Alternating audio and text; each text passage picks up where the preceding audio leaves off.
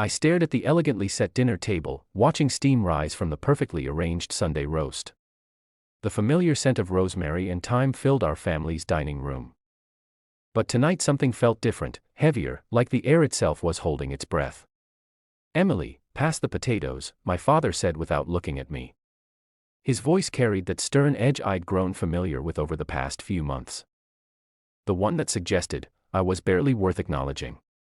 I was 32, single, and according to my family, the disappointment of our prestigious Williams lineage.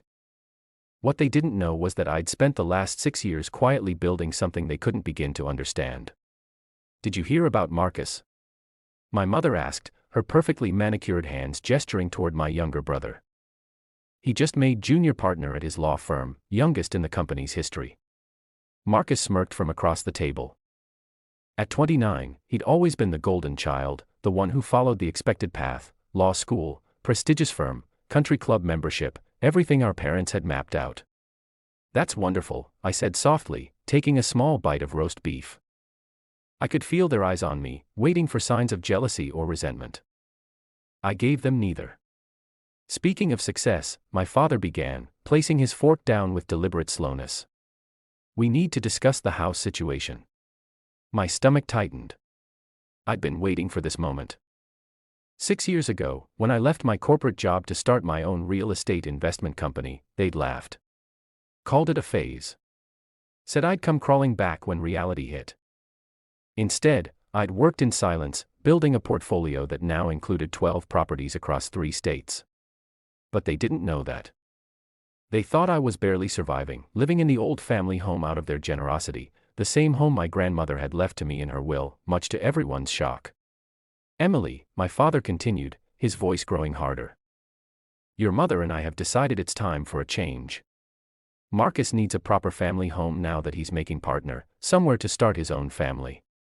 I took another small bite, chewing slowly. "I see. Don't act dense," Marcus cut in. "You've been living there rent-free for years. It's time someone responsible took over. Someone with a real career." My mother nodded in agreement. "We've already spoken to the family lawyer. The house should have gone to your father anyway. Your grandmother wasn't thinking clearly when she made that will." The insult to my grandmother's memory stung more than their dismissal of me. She'd been the only one who saw me clearly, who understood why I spent weekends studying real estate markets instead of attending society functions. "So," my father said, reaching into his jacket pocket and pulling out a document, "we need you to sign this. It transfers ownership back to the family trust where it belongs." I glanced at the paper but didn't reach for it. "And if I don't?" Marcus laughed sharply. "Come on, you can barely afford groceries. How long do you think you can keep up the property taxes? The maintenance? The mortgage payments?" If they'd bothered to check, they'd have known the mortgage was paid off 3 years ago by me, but they never checked, never asked, never saw past their own assumptions. "We're being generous," my mother added. "We'll give you 3 months to find a new place. Maybe that little apartment complex on the east side, the one where your cleaning lady lives." The contempt in her voice made my teaspoon clink against china as I set it down. They'd never approved of Maria, who'd not only cleaned our family home for 20 years, but had become my first business partner, helping me identify undervalued properties in up-and-coming neighborhoods.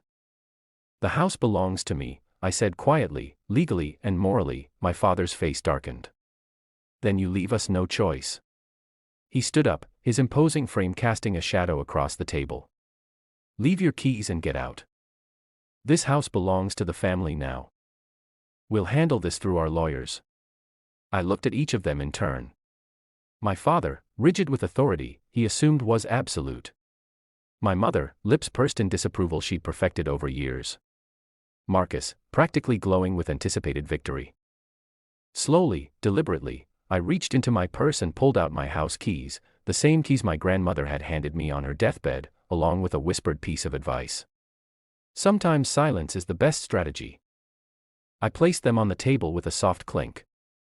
"Thank you for dinner," I said, standing up, "and for making this easier than I expected." "Easier?" Marcus scoffed. "You're being kicked out." I smiled faintly. "We'll see." As I walked to the door, my father called out, "Don't bother trying to fight this, Emily. You can't afford the legal fees, and no bank will help you." I paused at the threshold, thinking about the documents waiting in my office, about the carefully orchestrated plan I'd set in motion the moment I heard whispers of their scheme 3 months ago. "Good night," I said softly and closed the door behind me. In my car, I pulled out my phone and sent a single text to my lawyer. "It's time. Execute tomorrow morning." Then I drove home, my home, and prepared for what would happen when the mortgage company called them at 9 a.m. sharp with news that would shatter their carefully constructed reality. Because while they've been busy underestimating me, I'd been busy building an empire. And tomorrow, they'd learn exactly what their disappointment of a daughter had become. The next morning, I sat in my home office watching the autumn sunlight filter through tall windows. The antique grandfather clock, another gift from my grandmother, showed 8:57 a.m. In exactly 3 minutes, my family would receive a call that would change everything. My phone buzzed. A message from Maria. They just pulled up in the driveway. "Your father, mother, and Marcus. They look angry." I smiled, remembering the conversation I'd had with Highland Mortgage Corporation last week. The timing couldn't have been more perfect. At precisely 9 a.m., I heard the doorbell ring, then aggressive knocking. "Emily." My father's voice boomed through the door. "Open up immediately." I pressed the intercom button. "I'm in a meeting. Please wait in the parlor. Maria will let you in." I could practically hear my mother's disdain at being greeted by the housekeeper, but they had no choice. As they settled into the parlor, my phone lit up with an incoming call. "Robert Chen, Senior VP at Highland Mortgage. Everything's proceeding as planned," he said. "I just spoke with your father. He wasn't pleased to learn about the transfer." "I imagine not," I replied calmly. "Thank you, Robert." I opened my laptop, checking my portfolio dashboard one last time. Everything was in place. 6 years of careful planning, of quiet acquisitions, of strategic patience, all leading to this moment. The parlor door burst open. My father stormed in, face flushed, waving his phone. "What is the meaning of this? The mortgage company says you transferred the loan to your corporation. That you own not just this house, but half the properties in the Heights district." Behind him, my mother clutched her designer handbag like a shield. Marcus looked less smug now, his lawyer's mind finally beginning to grasp the situation. I turned my laptop around, showing them the portfolio dashboard.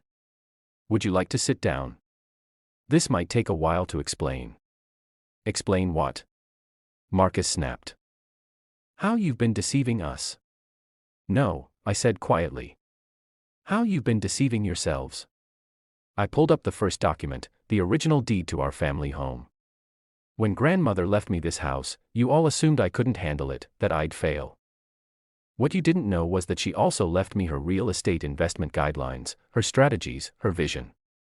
My mother sank into a leather armchair, her composure cracking. "But you've been struggling, working from home. No office, no employees."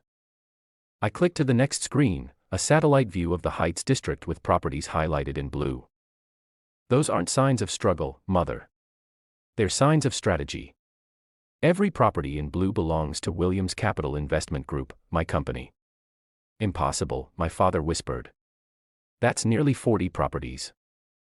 47, I corrected, including the building where Marcus's law firm rents their top-floor office space. "I bought it through a subsidiary last year. Your rent helps fund my new acquisitions." Marcus collapsed into a chair, his face pale. "The merger meeting room, the one they suddenly renovated last month. My building manager mentioned you liked the changes." I said with a small smile, "I'm glad I chose the design myself." My father's hands were shaking now. "The mortgage company said, they said you've paid off over $780,000. I finished for him." "Yes. 3 years ago, the house has been fully owned by my corporation since then. I just let you all believe otherwise because, well, it was simpler that way." "But how?" my mother demanded. "Where did you get the capital?" I thought about the nights I'd spent studying market trends, the weekends exploring emerging neighborhoods with Maria, the relationships I'd built with local business owners and developers, all while they assumed I was failing. I started small, I explained. Used my savings to buy a foreclosed duplex. Renovated it with Maria's help. Yes. Mother, our housekeeper is actually my business partner and owns 15% of the company. We flipped that property for triple the investment, then leveraged it for larger purchases. I pulled up another document, my company's current valuation. The number made my mother gasp. That she couldn't finish the sentence. More than the family trust. I supplied. Yes. Significantly more. My father straightened his tie, his businessman instincts finally overriding his anger. Why tell us now? Why not sooner? Because you needed to show your true colors first, I said calmly. I wanted to see if you really tried to take my home, the home grandmother trusted me with, and you did. I stood up, walking to the window that overlooked the garden where I'd first dreamed of building something of my own. Now we can discuss new terms. You can continue living in the family properties. Yes.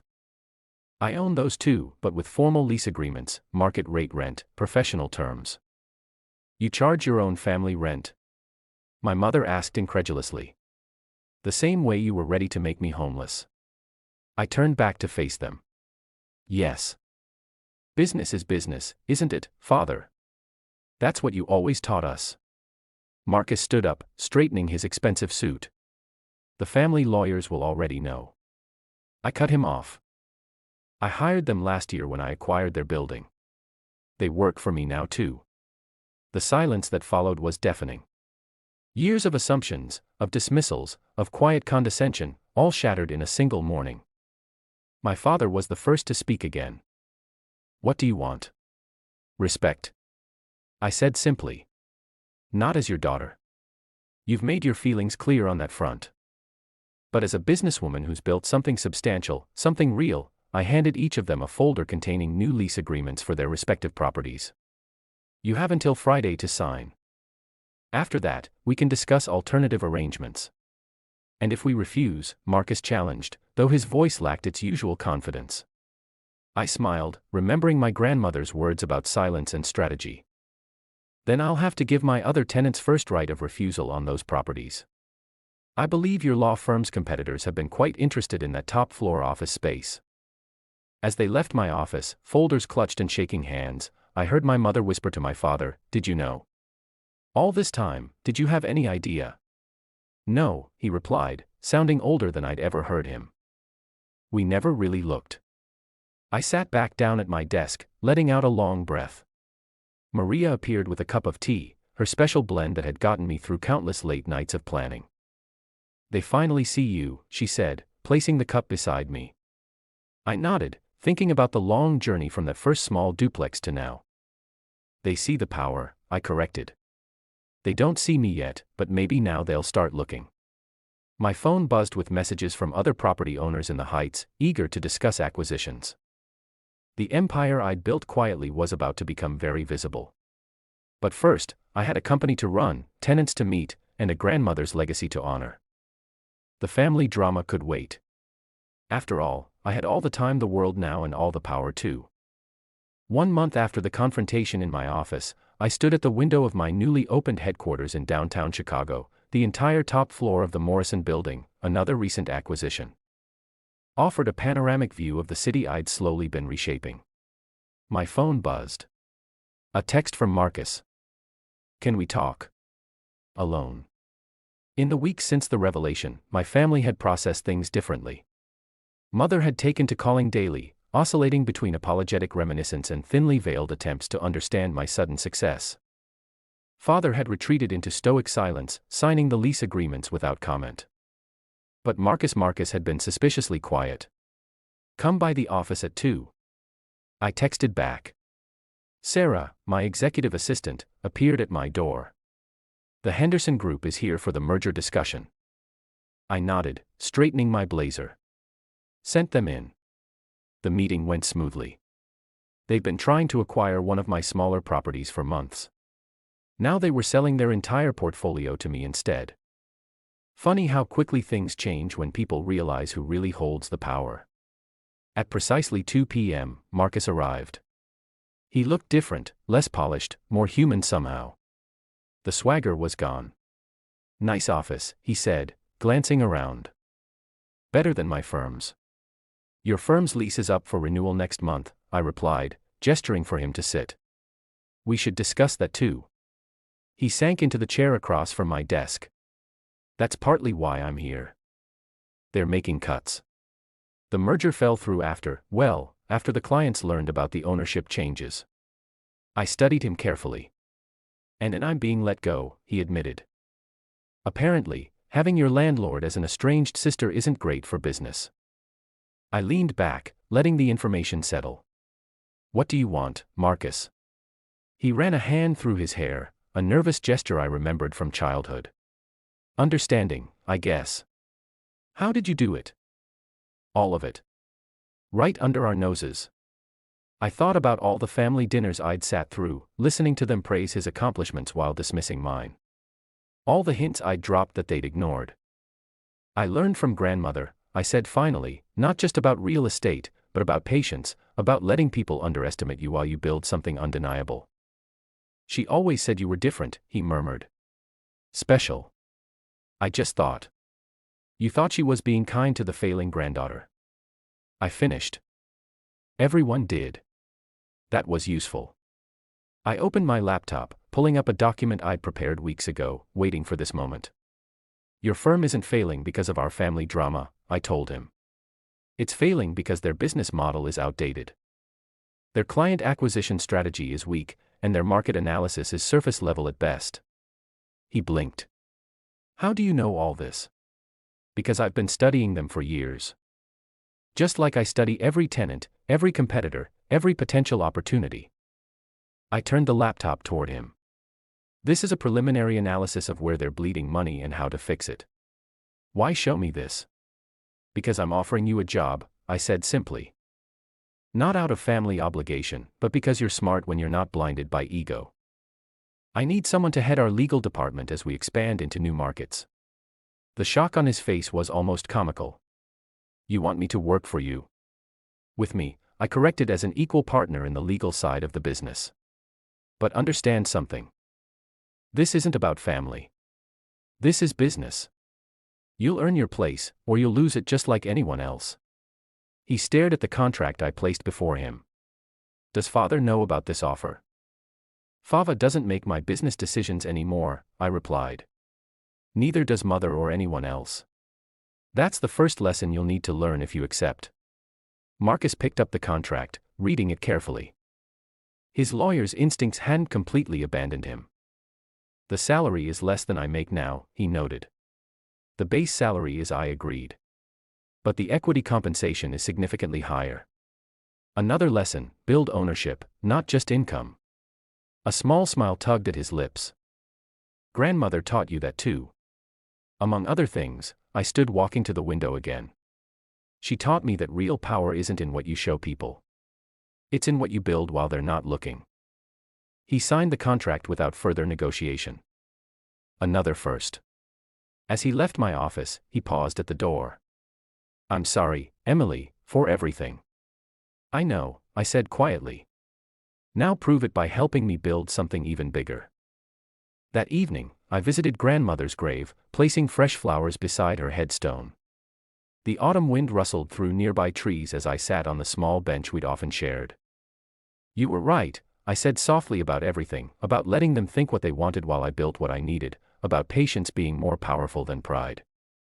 I told her about Marcus, about the expansion plans, about the empire that had grown from her initial lessons. I like to think she would have been proud, not just of the success, but of how I'd achieved it. My phone buzzed again. Mother, asking about Sunday dinner. This time, she suggested having it at my house. A small acknowledgement of the new reality. I texted back a simple yes. Let them come. Let them sit at my table, in my home, in my success. Let them finally see what had been there all along. A woman who turned their underestimation into an empire. Because sometimes the quietest person in the room is the one you should watch most carefully. Sometimes the child they dismiss becomes the force they can't ignore. And sometimes, just sometimes, silence isn't surrender, it's strategy. I looked up at the darkening sky, feeling the weight of everything I'd built, everything I'd become.